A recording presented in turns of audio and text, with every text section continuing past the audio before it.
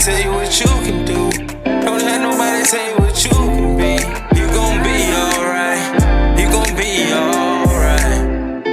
Hey y'all, welcome back to my channel, and today I will be telling y'all the story of how I lost money by shooting my shot.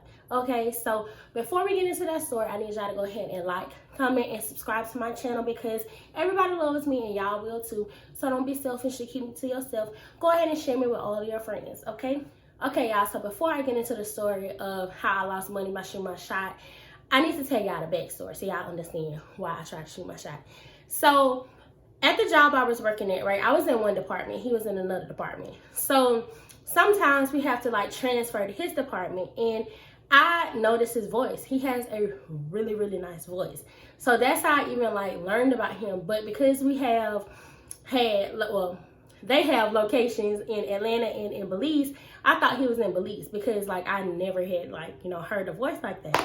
So all the time, every time that I transferred to his apartment, I would always hope to get him, right? Because like I really, really like his voice. Like I'll be attracted to the most weirdest things. Like if you know me, you know I really love ankles, like men ankles. But this particular time, I really liked his voice. So I was like, dang, oh, I hope I get him. Oh, I hope I get him. Anyways, fast forward. So one day I was in the break room, and like he has like a really different name. Well, it's not really different. It's just, yeah.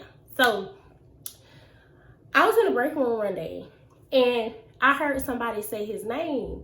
And they was talking to a person, and I looked up, and I was like, oh, that's him. He in Atlanta. Oh, okay. Interesting. So when I like somebody, like I just, you know, just kind of scope him out a little bit. So I had been scoping him out, you know, whatever. And then like I would try to like say, hey, how you doing? Good morning. Like, but I'm socially awkward. So I would always be so awkward when I tried to talk to him. I got my friend to follow him on Instagram, and like she looked on his page, and like it was like no sign of a girlfriend or anything. But like I said, that don't confirm it or not anything, but that's whatever. So this one day came, right? We was all in the training room, and he walked in the training room. I don't know why he walked in there because he's not in our department, but he walked in the training room, and I was talking to my friend, and like I said, her birthday is in December. So when I saw him coming, I was like, dang, I need to figure out a way like to say something here without being awkward. So I started a conversation with my friend. I was like, hey, I don't have any white to wear to your birthday. Like, can I wear a different color? Can I wear red? I got like this real pretty red dress. And then that's when he chimed in the conversation. He was like, he was talking to her. He was like, your birthday in December? What day your birthday is? And she told him, he was like, oh, my birthday is on this day. And I was like, oh, okay, but I'm gonna keep that in mind. Like, that's what I was saying to myself. And then I tried to like say something to him. I was like, oh, you can come out with us and we can wear red if you don't like to wear white, whatever. But that was a fail because I'm socially awkward, and I know I'll probably say it awkwardly. So anyway, so mind you, now I got his birthday. Like I know when his birthday is, and I know how old he's turning. So I was like, okay, what am I gonna do with this information? Because I've been watching this man for a little bit too long, and if I'm gonna shoot a shot, I need to go ahead and shoot this shot. Boom. So I created this like plan in my head. I was like, okay, so what I'm gonna do is I'm gonna buy him a birthday card, and I'm gonna get him a gift card somewhere. I couldn't figure out where to get the gift card to, and I started trying to see where like he was eating at and like what places he eat at and whatever. But I ended up going with Chick-fil-A because everybody loves Chick-fil-A. I feel like everybody loves Chick-fil-A. So I got him a $15 Chick-fil-A gift card, and I put it in a card. Like y'all, it took me literally about 20 minutes at Target trying to pick out a birthday card because I didn't want one that would seem too flirty. I didn't want one that seemed weird or whatever. So I had the birthday card and I got the gift card. So let me just hop back a couple steps. A couple, you know, days prior, I wanted to make sure what I was going to be doing was okay. So I didn't want to like risk getting in trouble. So we actually asked someone in HR would something like that be okay. Like, hey, can I put a birthday card on someone's desk? You know, would that be harassment? Like, whatever. And he was like, no, it wouldn't be. Shout out to him. He was like, no, it wouldn't be. But if he tried to give you the card back, you have to accept it back. I was like, okay, cool. Yeah, I put so much thought into shooting this shot. Like, and it's crazy how it ended up. Anyway, jump back to the day I bought the card and the day I got the gift card. So I took it to another, I went back up there like after I got out of work because I wanted to make sure he wouldn't be there and a lot of folks wouldn't be there, so they wouldn't see like people putting it on his desk. So in the card, right, I'm gonna insert a picture of the card if I can. I put on there, happy early birthday, because I put it on his desk on a Friday and his birthday was the next Wednesday, but my off days was Wednesday, so I wouldn't be there. So I just decided to put it a few days early. So I put happy early birthday, lunch on me, and instead of signing my name, I signed my number. That's slick, right? No, heard nothing like that, right? Go ahead and try and let me know how it works out for you. But I put my number, and I went back up there after hours. Well, it wasn't after hours because people still was there, but after a lot of people even went home, he went home with the woo. So I gave it to another one of my work friends, and she put it on his desk for me. So now we wait. I knew he would get the car on that Saturday because he worked on that Saturday and I worked on that Saturday, but I didn't know he would text me while I was still at work trying to figure out who I was. But so nonetheless, he got the card. He didn't text me like right then, but he did text me after he got off. So I was at the mall and he texted me. He was like, hey, thanks for the gift. And I was like, you're welcome. He was like, so who is this? And I was like, you gotta promise not to think I'm weird. And he was like, okay, I promise. Like, mind you, like, he texting right back. And then I sent a text. I said, I'm Nikki. And he took like 45 minutes to text me back. I was like, okay, all right, anyways.